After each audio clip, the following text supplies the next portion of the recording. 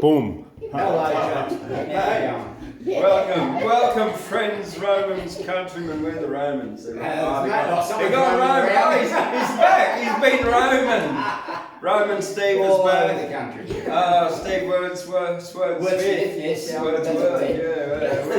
No, that's Willie. I got him confused there. Willie Wordsmith. Gladys is here. Friends are here. Romans and countrymen, but they're welcome to the Australian Poetry Hall of Fame. I'm Thundercloud. Mum calls me James. Yeah, that's right. Washing away the garbage, leaving rainbows after it rains.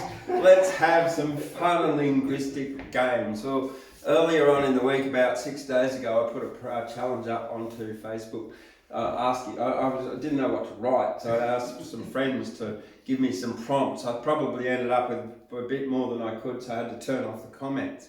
So the first one comes from Jane McGinty, and the prompt is, what is a friend? So, well, look, we've got Ashley is really hoping to get back next week. He's been away for about 6 weeks now, so he's recovering from it.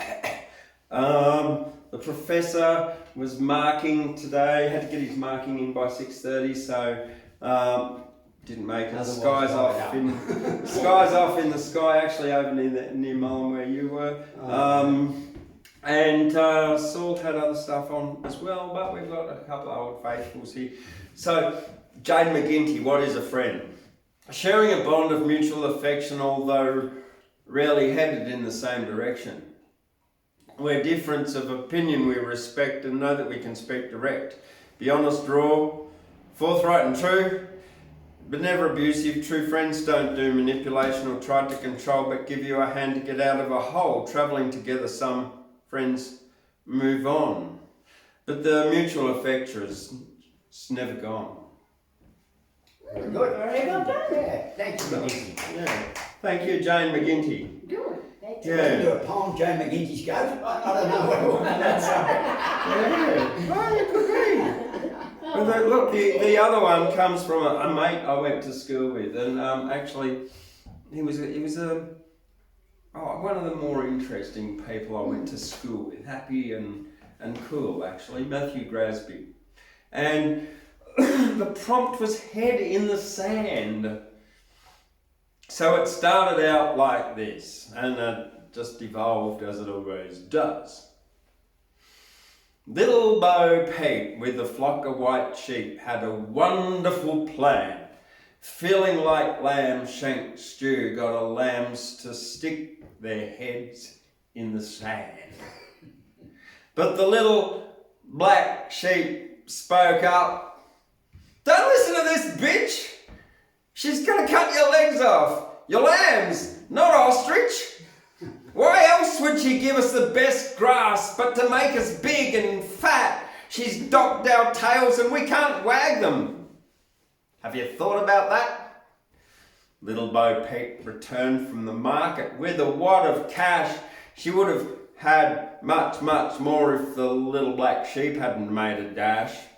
She ate lamb shank stew with vegetables. It was a cunning plan. Told the farmer she'd lost the sheep that she'd sold for 50 grand.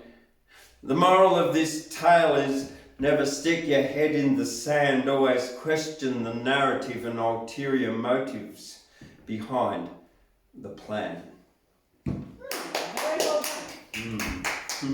Yeah, that's for sure. Yeah. You can actually buy Guyra Lamb and Potato Festival 2003 t-shirts from the Australian Poetry Hall of Fame website. There you go. Or out there.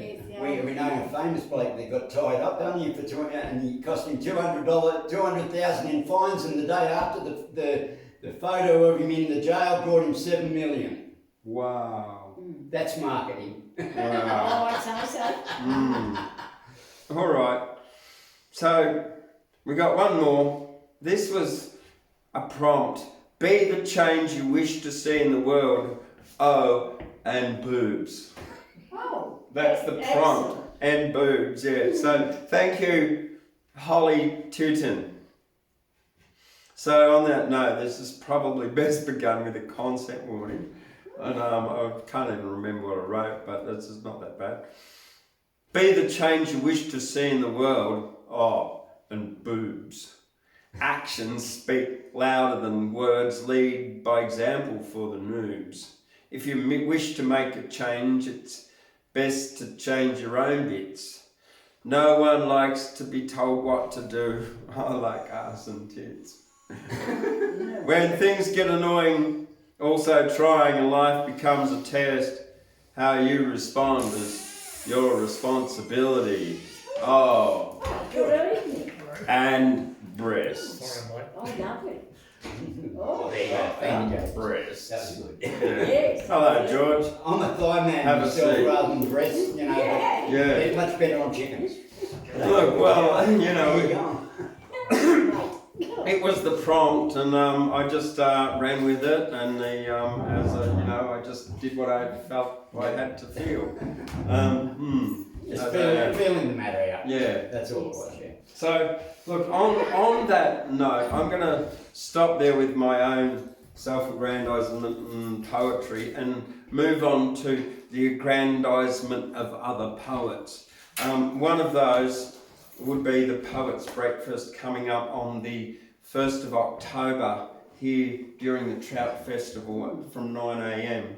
But it's tall fishing for poets. But not only is it a poet's breakfast, it's also, and the entry forms are available right now, there's the tall fishing for young poets youth poetry competition, and it's both written and performance. There's a written section, you can just enter your writing if you're a young person between the age of, I think, is it 8 and 18. Oh, that really does that, mate. And all the entries. Just on the line. Just on the line there. Yeah, just Yeah, a tiny bit. So, and all the entries will then be published in the Australian Poetry, in the Trout Festival Poetry Anthology as well. And then there's also the performance competition, and these prizes of $50 that you can win as well. So that's pretty fantastic. So poetry, Poets' Breakfast, and the Youth Poetry Competition. That's the 1st of October.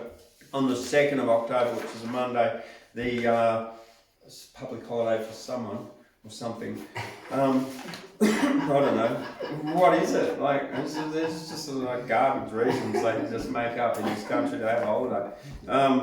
Yeah, Thundercloud's Australian Poetry Show. Thundercloud and me. And that's at 10:30 a.m. and at 1:30, and it's family based, so I won't be saying anything that begins with F and ends with UCK, like fire truck. Yeah, won't be going there, and I won't be saying country fire trucks either. Yeah. And then, well, that's all happening during the Guyra Trout Festival, which also includes Layla White and her daughter Beck White on Saturday, the 6 p.m. on Saturday, September 30th, right here, and it's a free concert, and it's supported by Richard Stanley. So it's the Guyra Trout Fest country night here at the Australian Poetry Hall of Fame. It will be, yeah, absolutely. So that's what's happening now. Here we go. One of our friends here, Paddy O'Brien, is a bush poet. Good old Paddy. He's in his 70s now, and he came out here in 1965 to Guyra as a young fella. I think he was around about maybe 20, 18 at the time, it says here. And he wrote these 2 bits of bush poetry. Now, I've also heard Paddy at different bush poetry events, and he's a really funny, tall, lanky poet. In fact, was it last year he was here at the Poets' Breakfast as our guest poet? Yes, he was. So, but not only that, in one of these poems here, he mentions someone called Kevin Looker. Now, he mentions a few people. A couple of years ago, I was up on the stage with Kevin Looker's brother, Charlie Looker, who's still alive. He's in his 90s now, and Charlie was about to play the accordion. And I started reading this poem out, and I got down to Kevin Looker turned the tilly lamp, and I said, Kevin Looker, is that like, do you know him? Oh, he's my brother, he's deceased now. Yeah. And that was that was something that happened. So I'm going to read a bit of my own poetry related to this, because Paddy O'Brien's partner Mary Gray gave me a prompt. Why I like poetry the other day. But so I want to read you this one first. Guyra Spuds. But I want to give you the background of it. I'll visit it from the Tweed. I met Herb and Dot Williamson back in 1965. I was 18 at the time. That was the year my father died. I knocked at their door up in Lakey Street. My clothes were worn, a patch in my pants, no shoes upon my feet. With only 2 pubs, Guyra, a town friendly and small, I asked Herb for a job picking spuds. I stood there lean and tall. Herb told me of some other growers, Starr, Simpson, others I long forgot. He said he had his team to pick his 80-acre crop. As I left his house, he noticed my clothes, worn and torn. A frown upon his solemn face showed he was quite concerned. He called me back then. He said, "You can start Monday. Past Ward's mistake on Snowflake. You can pitch your tent there on Sunday." Picking wasn't easy that year. Low tonnage because of the drought. Flies that could carry you away. Herb offered us more money to try and help us out. Gordon Williamson dug the Sigbagos. The bags now laid in the row. 10 rows to a land, Lenny Stanley said, "That's the way to go." Although the frosts were bitter, some years it even snowed. Back ate part of the job as the Ford 500 arrived for its daily load. When the seasonal picking finished, to the pub we'd make our way to celebrate the end of another harvest and collect our well-earned pay. My life associated with the Williamsons I will never forget. I was treated like part of the family. Many a friend I made and met. And as we shook each other's hands and said our last goodbyes, Jim, Joe, Lenny, Duncan and all the crew told jokes, and I made up a good few lies. "I'll see you again, Paddy, at the pearly gates," jokingly Herb did shout. "St. Peter will be there, I bet, handing hot buttered potatoes out." Yeah, so that was Paddy O'Brien back then, yeah. And then the other one, when he wrote this in... He has a little bit more of an Irish twinge to his voice there, James. He does, he sticks it in, yeah. He's a beautiful man. Yeah, I've got a bit of a poet. He's a lovely fellow, yes, definitely he is, yeah. And funny as too. Oh, for sure. Tall and lanky and a cracker, real. Yeah, done many shows with him. Lovely man. That's a bit of local history. Yeah. Now, this one, believe it, it was written 9/12/2000. Now, that could be the 9th of December 2000, or it could be September the 9th, but it would be Australian notation, so it wouldn't be the 12th of September, it would be 9th of December. Something like that. 2000. So 23 years ago, but about spud picking in the 60s. Guyra Spuds. Spud picking in the 60s, seasonal work was a way of life.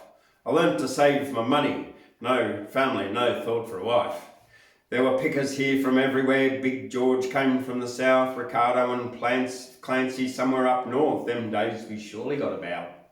I came from the Tweed like a lot of other blokes. We'd meet at the pub for a good old yarn. That's where we learnt most our jokes. Spud picking was a hard old game. We worked then in bare feet. Made our camp beside a gully. Our nearest neighbour's a flock of sheep. We set our galley near a waterhole. There we washed and cooked our meals. The sun set low and chilly, shadows creeping across potato fields. Gordon put on the camp oven. The galley fire started to glow. Kevin Looker turned up the tilly lantern. Coffee cup and plates there in a tidy row. Spuds always with our main meal. Lamb chops, steak or snags. We'd sit around the galley fire on a log covered with one of Williamson's bags. Now, the quietness of the night, except for a call from an old owl, maybe a flock of ducks flying overhead, or a possum just scurrying about. And so the campfire died, now cold, the tilly lantern long turned out. A few snores from the old weathered tent, no streetlights or cars about. Yes, another day in the boiling hot sun, can't wait until we get back to the tent.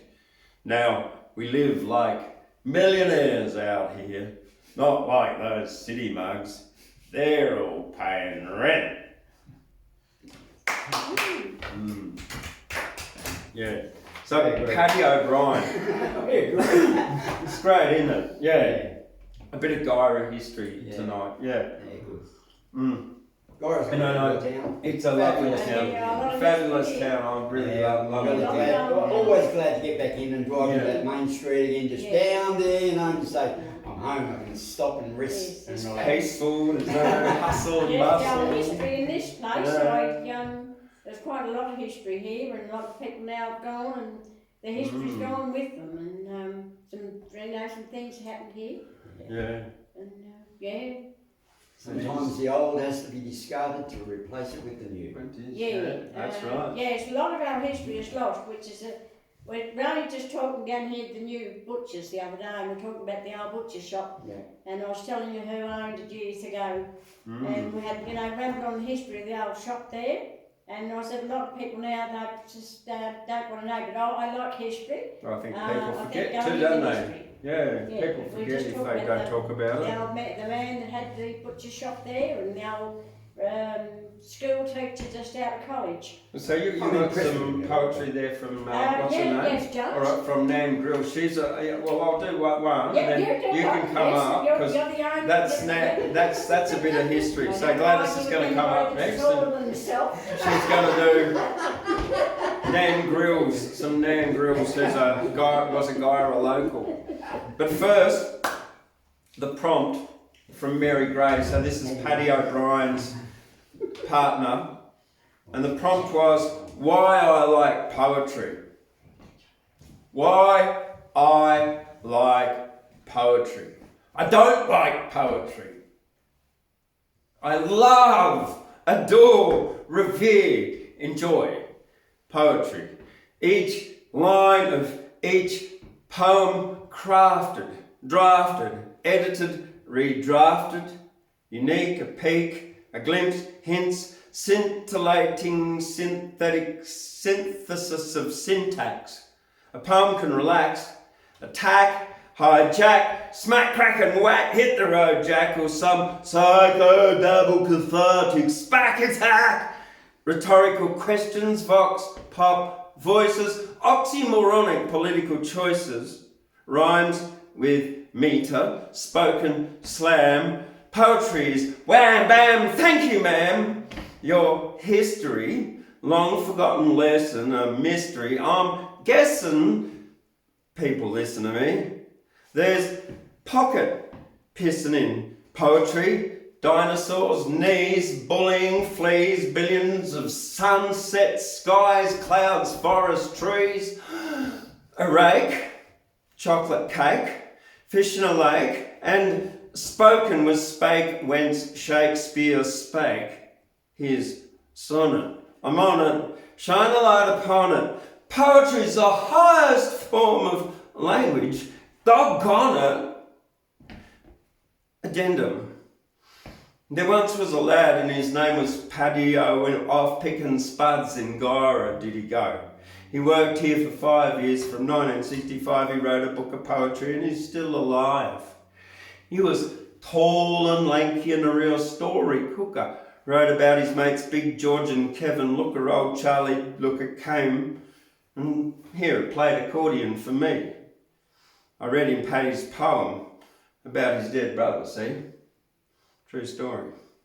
Poetry can be complex, long, haiku length, simplicity from the heart, created with love, channeled synchronicity. That's poetry. Wow. Thank you. Yeah, like that one, that was just like, wow, yeah, when I did that, I was really happy with how that one came out, yeah. And why, and the whole backstory with it is, and that's what I really love, that just that one word there, history. Each poem is a snapshot of a person's mind at that time in their life, whatever, and it's an individual unique perspective, and it's something you can't get from other history books unless you get into reading. And there's like, now we're pushing 2,000 Australian poetry books out there, and it just keeps getting more interesting for me, and that is only that, if that says it all, it doesn't. That just says like a fraction, 1/1000th of how I feel about what I can learn from poetry. It's only the poems that we're written. It's those words. Recorded. Yeah.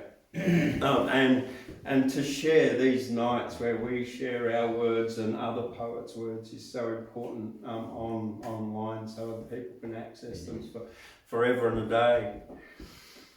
Gladys Wilson. Oh, right. Coming up. Oh, yes, Yeah. I'm moving now, so I don't want anybody talking myself. Guyra's own legend. Coming up. How many poets are in Australia? Pardon? How many poets are in Australia? Lots. Yeah, can't count them, can you? Lots. Yeah. I'm right now, my James. Please, yeah. Well, good evening, James, and good evening, everybody out there. Well, this one tonight, I haven't bought my own tonight, but I've got one here from Nan Grills, and a very good poem. And it's just called A Good Friend. Swiftly as on the wind of an arrow, today will pass and so will tomorrow. Each day counted one by one, with the sunshine, is shrouded in sorrow. Eternity reached on the shores of future, man given time to mature the pleasures that each in his heart so warmly treasures. When with a handshake he leaves on a journey, a new life to make, he knows what direction he chooses to take. As the hands of his master, judgment will come, sins and forgiveness, his grind is peace, and a reason for living. When the time comes, and you need help from a friend, he will remember and reach out his hand. Love of another is worthily indeed, if you are on standby when they are in need. Oh, that's very good. Yeah, well, I'm writing again, and I've got a couple, but I'm hoping to get one on the Poet's Breakfast, and it's called The Hands of Time. Ooh. And it's really on our journey, and which I'm talking about walking through an uncharted maze. And yes, The Hands of Time. So I'm hoping to have that one done at the Poet's Breakfast. I've got one on a stockman in the outback, but where I can get that one, but The Hands of Time's coming together. But it's just that our journey that we're taking, and it's just on the hands of time. And how time, when we walk through the maze, everything stands still. But the big wide world around us, it just goes on, you know, sort of thing. So yeah, so it's all coming together. So I've got some down, so I'm hopefully that I will have that done. And it's because I think sometimes we think that we're going to be here forever, and nothing's going to change. But this is something, I think it's very much on the, when I wrote the roadmap of life. And I think it's something the same, but yes, I just simply called it The Hands of Time. So it's coming up. So I think I'm quite happy with it, because just talking about it's our journey, we seem to think, you know, but it is just like walking through an uncharted maze. So this is what's coming up, James. So I'm hoping. Yeah, so, and as I said, I've got you to thank that I have come this far, because you have done very well with me, and you have to have a subject to work on, but you have, and it's, yes, it's been very good. You're a big subject there. It is, a subject, and, but it's, yes, it has been really good to be back in the fold again, and a couple of weeks off, and it's really good to be back in the fold, but I will let you other folk get on with it, instead of me rambling on here half the night. All right, well, thank you very much, Gladys. Now, this word limerence, it's a state of mind which sort of results from romantic feelings for another, but it's more like a sort of obsession. And there are three general phases to limerence: infatuation, crystallization, and then deterioration. So the prompt limerence comes from Facebook friend Bo Seishi, a fisherman way over in Western Australia, this one. And because there are three parts to limerence, I've got three rhyming triplets here, and each one goes down limerence and then in each stanza. You are yummy, sugar, oh, such a sweetie. Your crystals sweeten coffee and my Wheaties. Obsessed with you, hence diabetes. First we had infatuation, next was our sweet crystallization, and then finally our deterioration. We both met in the gym. Together we got fit and slim, but now you're with him. I couldn't get you out of my mind. Together we had a wonderful time. Melancholic, now I'm crying. First I thought you were the best. Together we overcame each test. Now you're gone, I'm obsessed. That's limerence. Yeah, and I'm sure that there's a few people in the world can relate with that. Oh, In many ways, yeah. Limerence. So yeah, those was just bit. There was so many that I did this week for with this poetry prompt. The other one was, oh, dinner on my plate, how ye made thee so late, by Roger Andre. Over there in Lismore Way. Yeah. Are you ready? Oh, this one's we've got an F word in it, so yeah. Oh, dinner on my plate, how ye made thee so late. Tummy rumble, grumble, grumble, vomit, spew, runny poo. Can I make it in time to the loo? Oh, fuck, no such luck. Farted, oops, no, just sharded. Late for the dance, shit my pants, feeling queer, diarrhea, tummy hurting. Oh, dinner, I was so silly to finish off everybody else's chili. Pushed my luck, now I'm late. Chili on my plate, how thee made me so late. Thank you very much, Roger Andre, for that one, for that little prompt. Yeah, that one definitely had something coming, didn't it? Yeah, out the other end. Sally Arnold asked me to write about a cat who was drinking milk. Naughty Mr. Arnold, naughty Mr. G drinks milk straight without coffee or tea, and if Mr. G could figure how Mr. G would buy a milking cow. And then Mr. G could suck a teat, have some cow's milk to eat, and Mr. G could make ice cream, clawsy and utter shaking cream, yogurt, cheese, also butter, a cow drinking from under a cow udder. Mr. G's lactose intolerant now. Cats aren't supposed to drink from cow. Mr. G became an avocado farmer and every day eats a banana. That's only because there was an avocado and a banana in the picture. And look, we've got coming up in November the Poets on the Mountain Festival, November 12th to November 19th, including the New South Wales Bush Poetry Championship, both written and performance, auspiced by the Australian Bush Poets Association. So if you're a member of the ABPA, you do get a discount on the entry fee from $15 down to $10 on poems out for the written, which you can put in, I think, up to 5 poems if you've got some good poetry to put in. Make sure if you're putting it in, because it is Bush Poetry Championship, it all has to be really well rhymed and metered, because that's the rules.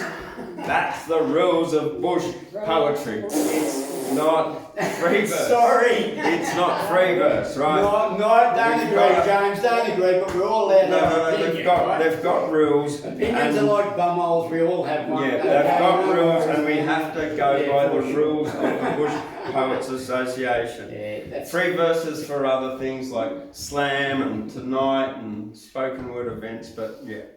But and it doesn't mean it has to be rhyming couplets either, because Banjo Patterson wrote some, and Henry Lawson and every other bush poet in Australia wrote some really wonderful stuff with different kinds of rhyming structures, like an ABC kind of a thing, or an AAB or an ABBA sort of thing, and that kind of structure. So yeah, there is, but yeah, it has to be about Australian kind of things, telling a story, rhymed and metered. They're the main rules, and they're all put out there by the ABPA. So that's the 18th and 19th of November here in Guyra. There's prizes. There'll be, as well as that, the other thing that I'm running at the moment is the Australian Bush Poetry Film Festival. So if you just record one of your poems on your phone, you can submit that and be in the winning to win the inaugural Australian Bush Poetry Film Festival. So that's also available. Check that out on filmfreeway.com there, and look that up. It's everything's available on our website under the events page or the downloads page as well. Australian Poetry Hall of Fame.com.au. Right, now poetry is thoughts written down.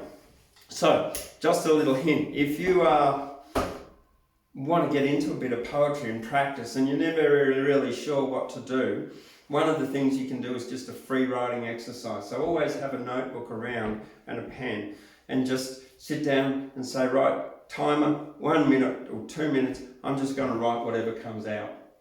Or the other one is that you can just write questions, because they come out pretty good as poems as well sometimes too. You got the who, what, when, where, how words, why words, and also words like if and when this happens, what would you do, conditional. So there's some hints for everyone. If you want to just practice your writing, it doesn't always have to be rhymed and metered, as Steve says. There's plenty of stuff that's not, and a lot of mine isn't. Yeah, it's an issue that's always had, you know, that's but the at Australian bush poetry theme in that way, and their restrictions to people do it in rhyme and reason, you know, all that. And I'm not sure of the history of it or any of that, so I'm not getting into that. Yeah, good. I just got to put on that by their all good, man. Samsara is a noble lie with an Asian accent. So samsara is the cycle of life and death and rebirth in the world with karma. That was the prompt from Chris Fair. Samsara is a noble lie with an Asian accent. Where mystic tales unfurl whispers from an ancient world, samsara, dance of grace, a noble lie, Asian embrace. Turning life's grand wheel, cosmic rhythm, fake and real, a cycle of truth concealed with Asian accent revealed. Moon cycles, dreaming light, samsara shrouds, drapes a shroud of night, woven illusions of silken thread, heard whispers where wisdom treads. Karma's Melody profound, eastern echoes resound, tapestry of life, joy and strive, a map for a soul's journey in life. Noble live Asian attire, so many souls attached desire, endless cycles traversed to be released from life's rehearse. Ancient temple, saffron hue, yogic monk chant, breakthrough illusions, grip takes hold, Asian accents, samsara told. Deep inside, ascetic gaze, samsara glaze, mind ablaze. What truth is behind the veil, like the water's flowing tail? Asian accents, pondered dream, samsara flows an endless stream, the noble lie leads the way, truth unfolding each new day.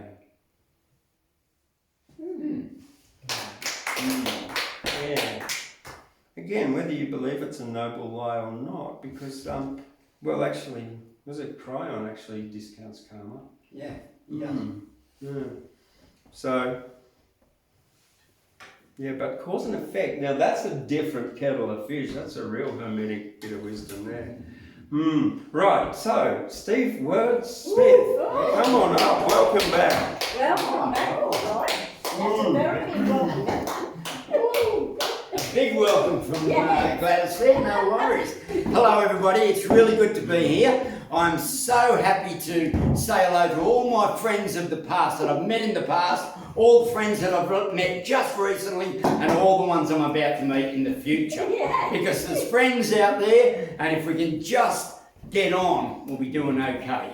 There's a lot of interesting things happening in the world, and I think it's a time of celebration, not doom and gloom. You know, it's a time when we're going in. We all chose to be here. We chose to be here at this time. And to me, that is something that I feel is a wonderful thing to be here at this time, living this life, enjoying what we do, meeting the people, inspiring in what we do in things like poetry, stories, and writing. You know, all people alive have some talent. From where it comes, it's not known. Some sing and dance or act out romance. It's a part of your life, like a poem. When telling a joke is your forte, or telling the humour of life, or painting a beautiful landscape, or serenading the friends in your life. Yes, talent's a part of our makeup. It comes natural in the things that we do, not always in the things expected, and not always in the things that we choose. And we try to inspire in the things of creativity and people around us. James does a wonderful job here, collection of the poets of Australia. As he said, some 400 he's collected at the moment. Or is it 2,000? Wow. You know, it's really good to see someone recording the thoughts that people are putting down of the past, the cultural things that happen and such. These are very important things. I was asked yesterday, what sort of stuff do you write? And I said, I don't know. Because it was this Irish guy that came up to me and said, are you Steve, that international known Steve Wordsmith poet? And I said, I don't know. I don't know. Because really when it comes down to it, we're moving in the moment. You don't know what happened yesterday because it's finished and gone. We're moving in, and what we do in the future is happening now. What we make in the moment now. And to me that gives us a wonder scope to make our future by what we do now. If you will listen, a tale I will tell, a journey val heaven and a travail val hell. Pray hear my attitude to the journey through the cosmos to heaven allude. Come lay down your burdens, come whimsic with me, with fair fawn and child folk adventure all we. Thou come wise in wonder, to respond to you in kind, for life's almighty journey. Wonder unwinds. Here stands for you the wordsmith, a wisp, future past, and flashing your topsail, I bind to the mast. I'll put that away, just to the side if I can, James, because poetry is sometimes it gets very active in what we do, and I'm sort of not only a poet but a storyteller, and people say, where does a bloke like you come from? See, I was brought up in the country in a place called Wedderburn, on the side of the Georges River with the stags and the elks and the ferns. There wasn't many luxuries, no, things weren't very plush, but we had this long drop dunny called the orifice of the bush. There's one thing that I know for sure, and I spent a lot of time just doodling in the dirt there. And I even wrote some rhyme. I placed to fantasise and figure out, but everything was true. I hired out from the washing up, like young lads often do. I'd always lift the lid up to avoid a bit of fright, to eradicate the chances of the dreaded redback bite. Like mum's old chook, I'd settle in with me pants around me knees to the sound of the neighbour's rampant bull and fruit bats in the trees. Like a medieval king, I'd sit upon his gilded throne, my favourite place, I must admit, in our lovely country home. Yes, I'm a connoisseur of dunnies, of this it is a fact. A place to try, a place to check, before I hang my hat. I remember when I left the bush in a council house in town, there was an outhouse out the back, yeah, a place to settle down. It wasn't quiet as our country home, but it had all the mods and cons. Running water, electric light, and an oven to cook scones. I'd only been there a week, I think, when I awoke with an awful fright. There was a shadow past the window in the middle of the night. I'd heard about them prowlers and them low-down thieving tricks, but they'd taken on the wrong bloke. This time, this lad from out the sticks, well, I hit the floor running. There wasn't time to put on clothes. I'll get that flaming larrikin, I'll probably break his nose. Through the front door quietly, the blood was pumping fast. I'd stop him at the gate, I thought, as the bare feet hit the grass. He was running up the footpath with his booty on his back. I'd played rugby in my school days and I'd stop him in his track. Well, I hit him round the ankles and he had nowhere to go. Yeah, I dropped him like a dunny lid and all he said was, "No!" The smell was something awful. I'd never live it down. I'd nailed the poor old dunny man and I'd dropped him on the ground. There was excretion all across the grass and right across the road. The lid had left the dunny can and he dropped the flaming load. Well, okay. I'm going to carry on with something else if that's all right, James. Sorry. You know, because some of these poems, they just get a bit smelly. Mm-hmm. And I don't want to go there. Okay. Well, one thing that I know is that we just walk daily in what we do. And I have some great gifting and I am blessed to have that. And to me, it's not from me, it's inspiration of the Spirit. And the Spirit gives me the ability to move through crowds and shine a light in ways that a lot of people don't get that opportunity. And I have the ability to have connection with people. And that is wonderful because it gives the people the ability to make contact with me. And there's, you know, I believe in that CCC, and that is communication with compassion gives clarity. And if we can do that and walk in that, well, then we can get on. But it's got to have compassion. It's got to have love and compassion in the way that we communicate with each other. I get to walk through some groups of people and with groups of people that are challenged. Challenged, I'd say, at this time by some of the difficulties that's happening in the world and the universe around us.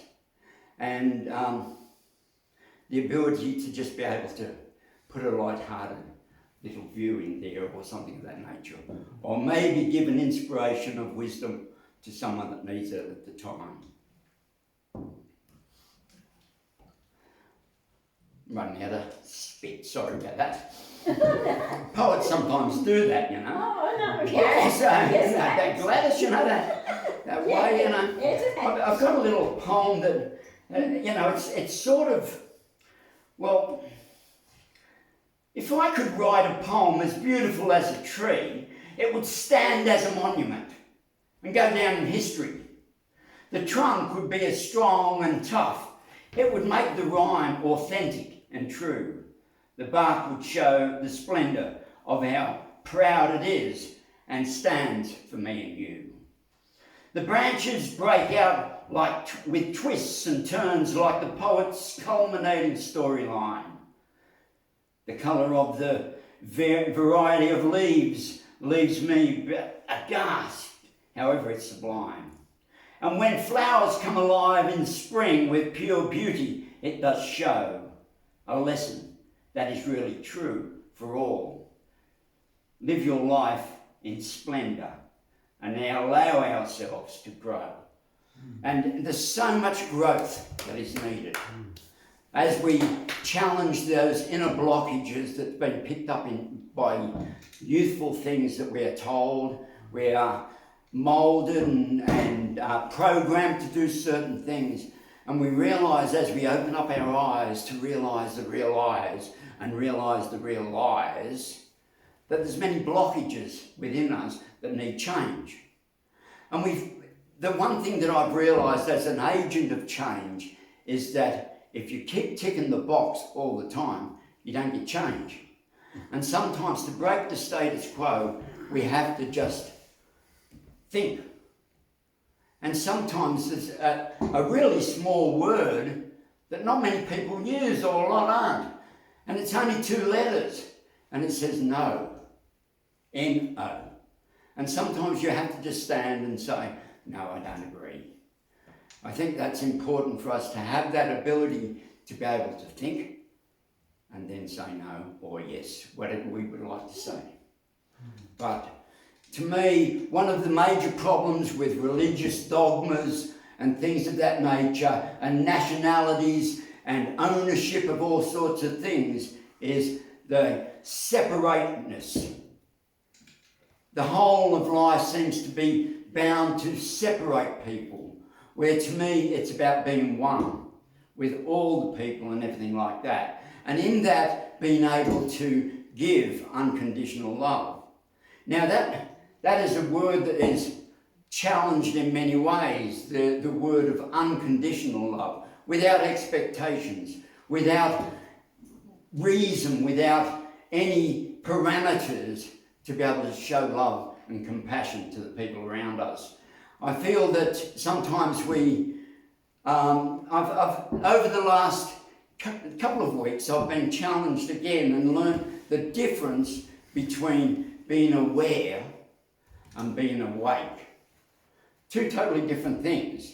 Awareness, knowing what's going on around us, having the knowledge and the understanding to be able to see and be able to come up with understanding of what's happening and even overstanding of what's happening at the moment and things around us and history of the past.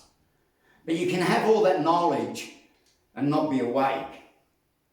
Now, awake is the opening of the heart, the allowance to be able to give and receive unconditional love. And if a lot of the people that are in this world where we realise that we have to shine our light, and the light is a light within, and that light, when we realise who we are, we can shine that light. Thank you very much. Have a lovely night. Enjoy. And it's good to be back here, James. And I'd like to do just a little poem to finish off. Oh, yes, and it's something that has been mentioned a couple of times tonight. And it's the Trout Festival. I love the Trout Festival. You know, it's a time when we can get together. The Trout Festival. As the trout meanders down the mountain streams and we celebrate the abundance of this awesome place, allowed to wander throughout this southern land without restriction by man-made rules that keep us bound as if in chains. Freedom is what is needed, loving nature and the mother's gifts, casting a line just for pleasure, peace and tranquility here today. As Guyra comes alive in spring, winter's gone and the shearing's done, and we welcome all to this little town. Community is our desire. Bring your friends and share our fire. One in nature, I'm one with all. Come to Guyra and have a ball. Meeting friends that we've known for years and the friends that we have yet to meet. As we come to Guyra and share community on the street, whether it is art or poetry that floats out your boat. When we live in the outback quite remote, we come to town and have a break from the toil of cooking and doing chores. A common ground is all we ask to meet with in gatherings and be able to share our unique gifts. If you are down and in the dark, come to Guyra and share our spark. Let's light the fires of community burning. It's time for change, and that is turning from the negative to the new way of learning. So come to Guyra this very day and catch a trout and have your say. Oh, Yeah. well Now, that is natural alchemy, and that is turning the negative into positive. absolutely. Amen. Ah. Thank you. Alrighty. Done. Okay, thank you very much, Steve Wordsmith. All right, what have we got? Look, I've got 3 now. The third one, I was asked to write a poem about the voice. Yeah. So number 1, let's begin by saying this is my personal opinion and there's no way whatsoever reflective on the Australian Poetry Hall of Fame. So, my opinion.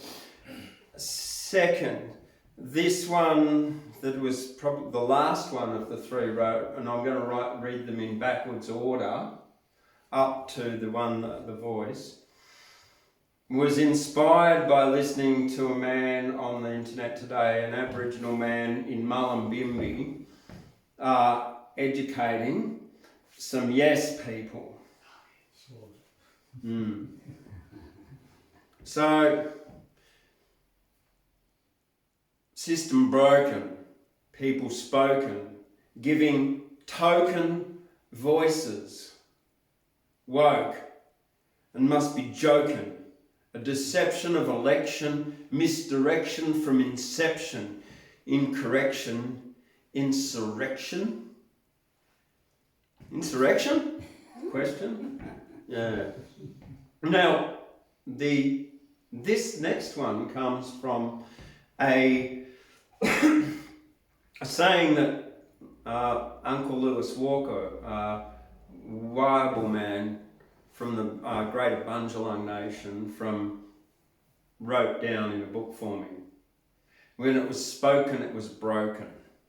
That's the saying, the Bundjalung wisdom, because Bundjalung language was a sung language. So instead of speaking it, so it's like English a lot, with a lot of emotionality, intonation, ups and downs and rhythmic musicality to it, as opposed to something like, say, Japanese, which is a very monotonal language. Ba, ba, ba, ba, ba, ba, ba, ba. No dynamics. No. Anyway, when it was spoken, it was broken. Before I go on, because I didn't start the broadcast with this, and I'm going to be very specific about what I'm going to say now. I'd like to recognise continuing connection to the land of the elders past and present. I'd like to acknowledge that sovereignty for not one First Nation tribe in this country, on this land now called Australia, this continent called Australia, currently called Australia, has ever been ceded. And not one treaty has ever been offered. And as one of the very last nations to be under Section 13 of the UK Constitution, Australia, we have never had a declaration of independence. And in doing something like that, it would then allow us to have a true treaty with the First Nations. Bill of Rights. A Bill of Rights as well. Yeah, we need a Bill of Rights. We don't have any rights, James. There's no Bill of Rights for us as people. I've already got them written in. Yeah, I'm sorry about that, man. I've already written them. Yeah, that's right. Okay, we have a Bill of Rights that's needed though. When it was spoken, it was broken. But when we sing, our ears ring, we will remember everything, and this is the healing. Sung in law, this information, context, the state of the nation. Sat in circles, looked at stars, no rent, tax return, commuting cars, food homegrown, no milk bars, dancing, singing, no guitars. He came for a Captain Cook. Terra nullius is what he took, a new kind of pollution, an invasive solution based on a lie and illusion, underhanded collusion. With only one goal, of course, self-enrichment from the land's resource. Disease, guns, out-compete, spears and running feet. Fences, stop, food to eat. One side victory, one defeat. Controlled invasion, colonisation, then 1901 came federation. A new kind of adhocracy, self-serving bureaucracy, oligarchic, corrupted democracy. The fight back is sovereignty. Declare independence from the crown, tear 3 layers of government down, build a new direct democracy, streamline all of this waste bureaucracy, end this oligarchic plutocracy, one vote, one value in direct democracy. And the people began to sing, Charles 1, 2, 3 is not my king. Time to create a new situation, serving the people of the nation. Time for a brand new constitution. End political donations and corruption.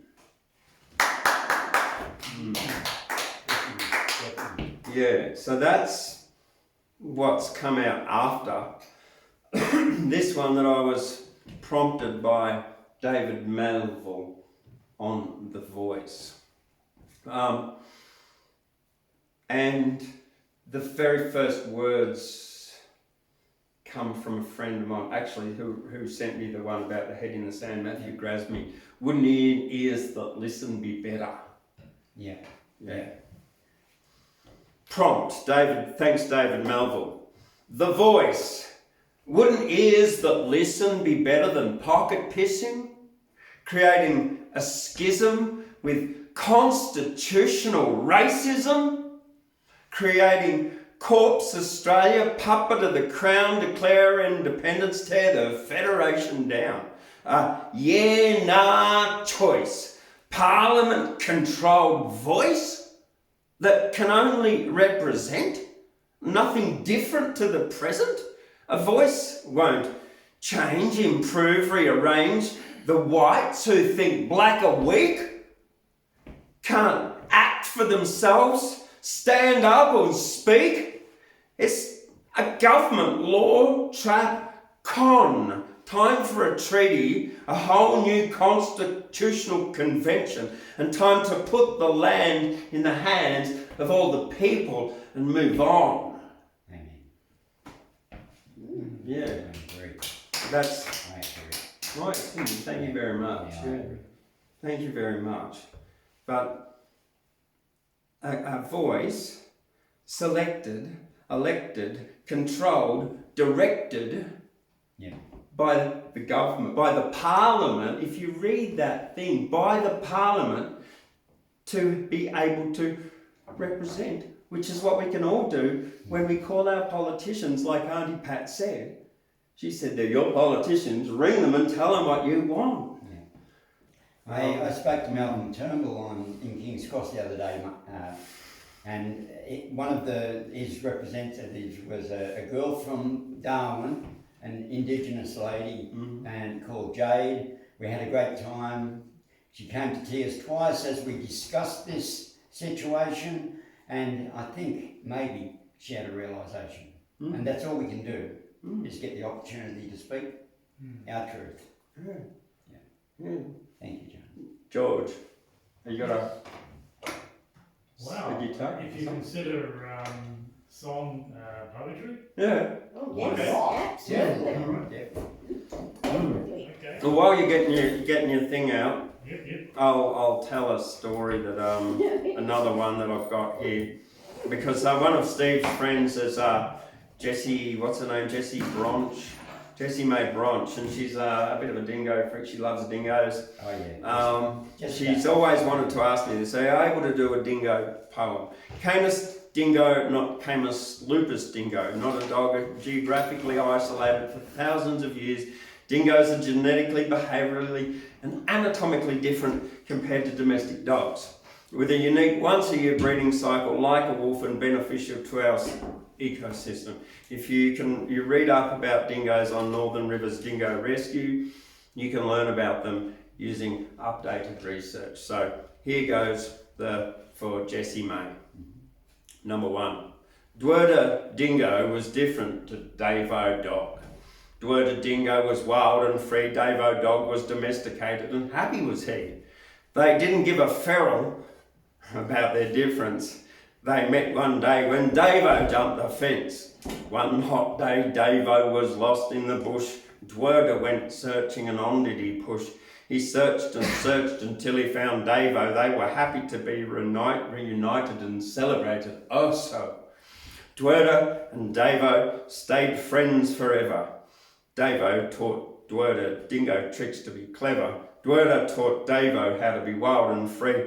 Davo taught Dwerda how to be tame and happy. They played together even when the wind would blow, in the bush, in the sun, in the rain and the snow, and together they lived happily ever after. The dog named Davo, and the dingo named Dwerda. Dwerda the dingo and Davo the dog were best friends from the very first bog. They ran in the bush all day long.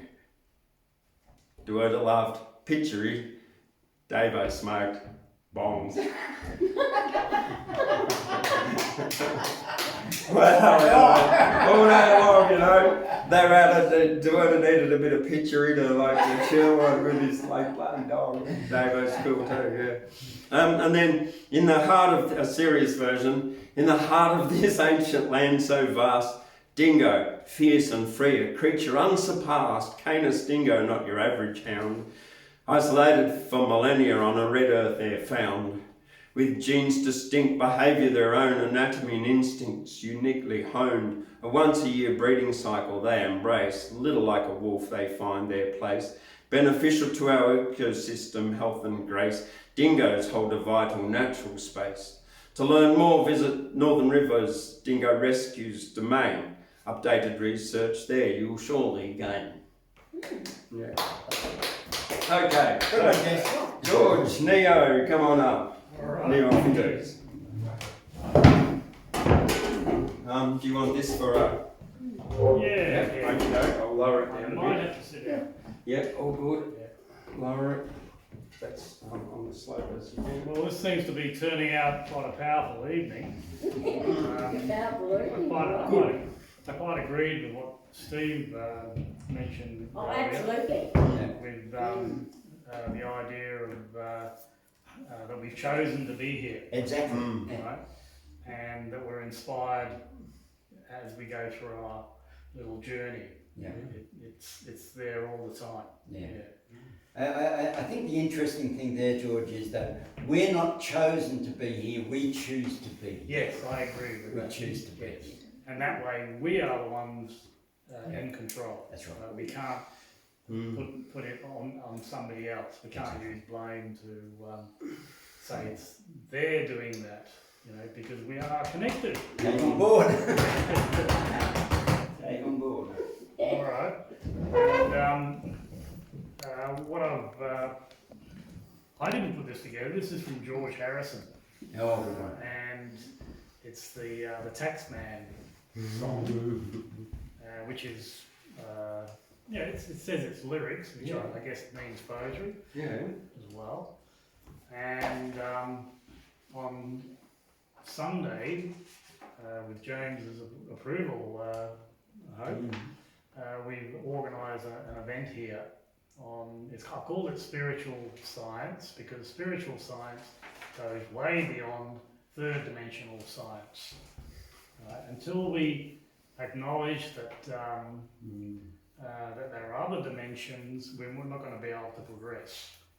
Well, we're multi-dimensional beings, George. Yes, exactly, yeah. But too many people might be trying to, say, fix things in a third dimensional context, like the legal system. Yeah, for sure. Yeah. Once you get into the legal system, you get a jurisdiction, in a way. And precedence is set. Sorry? Precedence is set. Yeah. And the presentation is about collective belief and how that creates the situations that are occurring in our lives, around the world, in this country, whatever. One thing I pointed out on the poster is that Gandhi, he restored a nation on salt. He walked across the country and inspired people to make their own salt, because the British outlawed that, and I guess that led to liberation of his country. So, and what I said here is today, the collective can restore nations through tax awareness, right? Many people do not realise that taxation seems to be going towards 100%, right? It's already maybe 80%, right? With all the indirect taxes and all that. And what do you think this referendum's all about? It's about more taxation. We've already got several versions. I think it might go a little bit deeper than that too, George. Anyway, and wow, those were amazing words you put into that description. And I think you did say terra nullius, didn't you? Yes. That's coming up in the talk as well. Anyway, so enough said, and let's go into song. And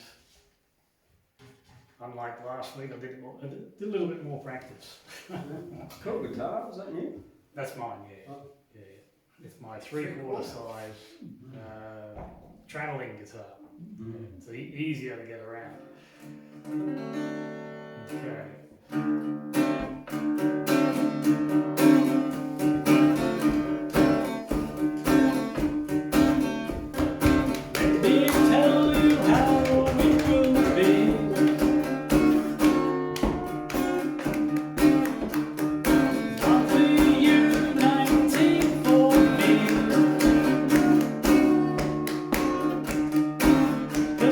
Taxman, yeah, I'm the tax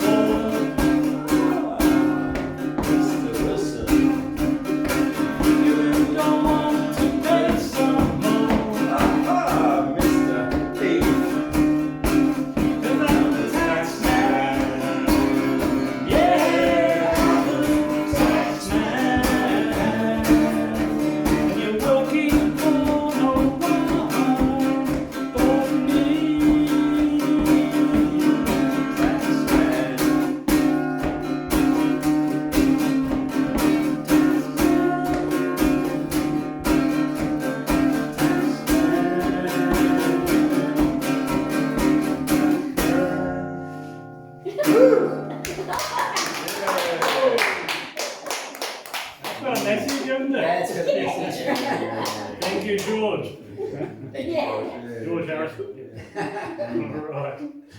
And thank you, George. That's all I'm covering tonight, so there you go. Thank you, All George. yours. Okay, all right.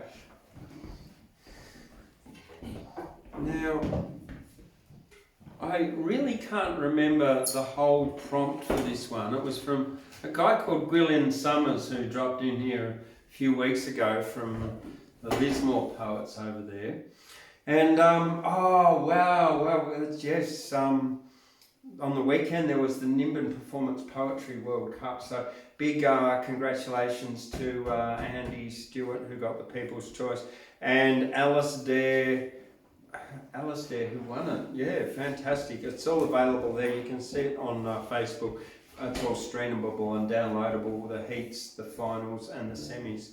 So yeah, check it out. It's really worth it. I'm just going to stick this camera back up so it's getting my head. So yeah, the spiritually ambitious was something about neglecting the dirt in their fingernails, and that was the prompt from Gwillian Summers. In Rumi's spirit, let us dance and rhyme to ponder Laozi's wisdom, divine and prime. The spiritually ambitious we must explore in verses and mystic whispers seek to implore. In Lao Tzu's realm where Tao's currents flow, a tale of ambition, balance grow. The spiritually ambitious yearn for heights, yet risk detachment from life's earthly lights. Polarized in spirit, seeking ethereal skies, neglecting dirt in fingernails and eyes. Lao Tzu's wisdom, like Rumi's sweet refrain, teaches unity and joy, reveal life's terrain. In Tao's embrace, yin dance with yang, the spiritually ambitious must find their thing, bridging divides between mundane and divine. From Rumi's verses, this truth brightly shines. Embrace the sacred in each daily task, unified in spirit, in sunlight and dusk. Both Lao Tzu's Tao and Rumi's heart of flame teach love in action, responsibility without blame. Mystic lines, teachings entwine, Lao Tzu and Rumi's wisdom's divine. Balanced flow and grace are our guides. In the dance of existence, love resides. Very nice. Yeah, and then, of course, our good friend, Mr. Ashley Albanese, gave me the most difficult one, and I was like, I had to ponder this, oh my God, and then, like, I just nailed it, and I was so happy to have nailed it. This, like, the prompt is, prompt poetry is promptness promptless. Prompt poetry is prompted. Promptness promptless. Promptless. Yeah. Yeah, no, so it's like I asked him, what do you mean? Like, why can't promptness describe promptless? That's an Albanese sort of a statement. Well, it is, isn't it? So, That's right. I think I nailed it. I got a haiku, a senru, and then a zen koan. I got one of each, you know. It's all Japanese style. Haiku. So, haiku is your 5 syllables in 3 lines. Senru is a similar thing. It's just usually different topics.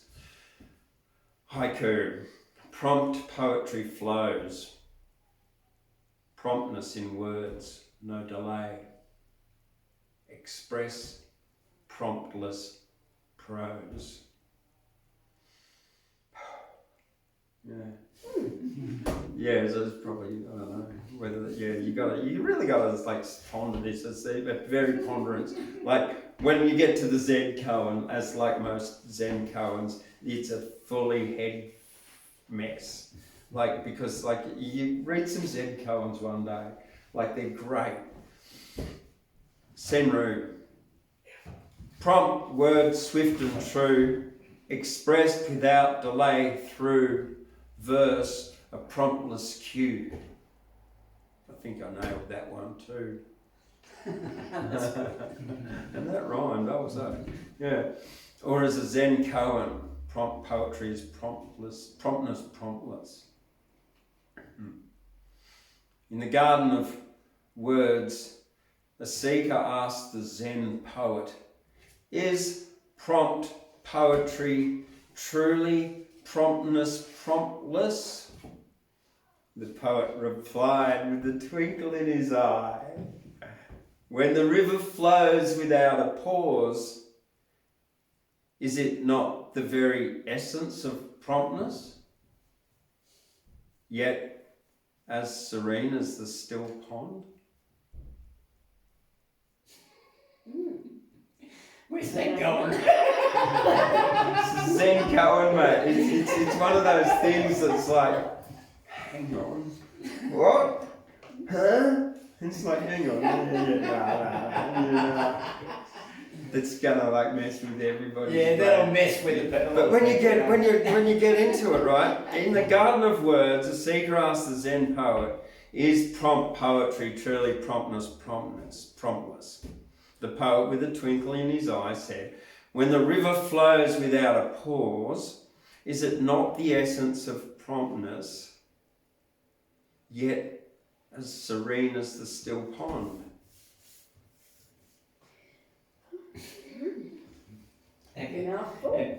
Well, it's all a tale of a river. It's told by that man. And that's right. And that's what's wrong with Zen koans.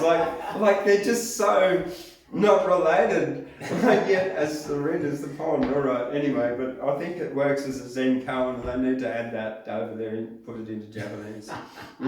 All right. Well, I'm Thundercloud. We've had a fun, wonderful night here at the Australian Poetry Hall of Fame tonight.